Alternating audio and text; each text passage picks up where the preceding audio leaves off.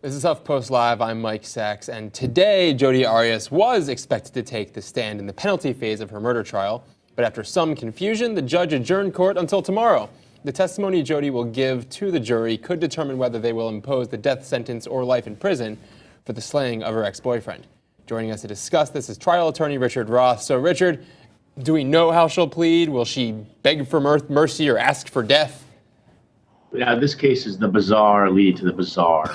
She, unlike any trial I've ever heard of, after conviction, was interviewed by the press, and she said she wants peace. She wants to be the death penalty. So presumably, she'll say the same thing on the stand and make the job for the jurors very easy. But we don't know. We don't know whether she's going to say, give me the death penalty or give me life imprisonment. Now, do jurors often follow the requests of the guilty to die by the state's hands? I mean, is that something that they actually jurors say, okay, you said it, well, we'll do it? Well, not necessarily. It does make it easier for the jurors because the job is essentially done for them. But in this case, the juror came back after 3 hours of deliberation after a multi-week trial. So it's pretty obvious that these jurors thought that what she did, the brutal murder that she committed, was just something that was, quite frankly, inhuman. So in this case, I believe whether or not she takes the stand and says that she wants to die, they're going to enforce the death penalty. Now, of course, part of sentencing is victim impact statements as well as testimony from people who knew the person who's been charged and convicted as guilty. And in this case, there is one person who is not going to be there to help Jody Arias. This is Patricia Womack, a former friend of Jody Arias, and she will not testify on her friend's behalf. According to a defense motion for a mistrial filed yesterday, Womack has been receiving threats and has indicated that she will not take the witness stand on Arias' behalf. So, Richard, what will the defense do now that Womack is out? Well, now we're down to one, actually two. They had Darryl Brewer, who was going to testify and is expected to testify on her behalf. They have Jody Arias, and they're going to have Miss Womack. The problem is Miss Womack is facing, as we understand it, death threats, which apparently a lot of witnesses have faced in this trial. So she's down. Jody Arias is down to two people, herself and Mr. Brewer, and they're going to try to make the best case they can. At least the counsel for Miss Arias is going to make the best case they can that they should spare her life. I don't know if that's necessarily what she's going to say on the stand. In fact, I don't know if her lawyers know what she's going to say on the stand. So it's somewhat of, like I said, bizarre. But these types of testimonies are not unique, right? This is what happens when one is facing sentencing.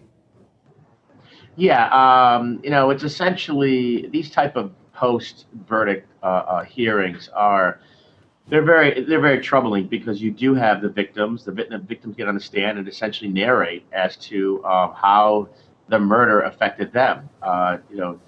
It happened in this case. I think the brother testified that he has nightmares every day, and the family members testified.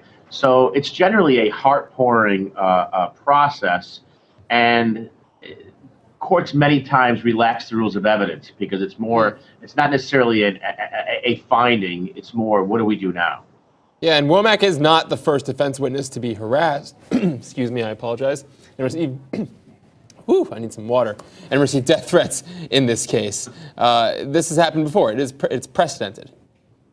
Yeah, it does happen in cases, especially when you have people who are very emotionally involved in this type of case. We don't know who the death threats came from. They may have come from friends. They may have come from just people who are outsiders. We know that, for example, in the Casey Anthony case, it was people that were just incensed with what happened. So it does happen, and quite frankly, Ms.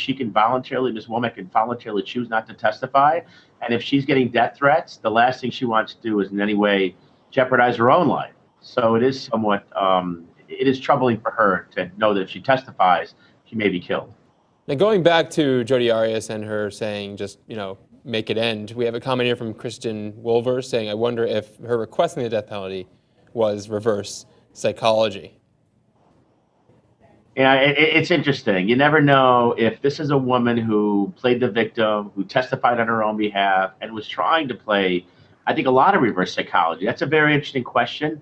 What would be interesting is if she takes the stand and asks not to be for the death penalty. Then you have jurors, presumably who heard this radio interview because it was all over the press and they weren't sequestered, who have both sides of the equation. We don't know whether it was psychology. She is a woman who apparently is very involved in reverse psychology, psychology, distortion of the facts, etc.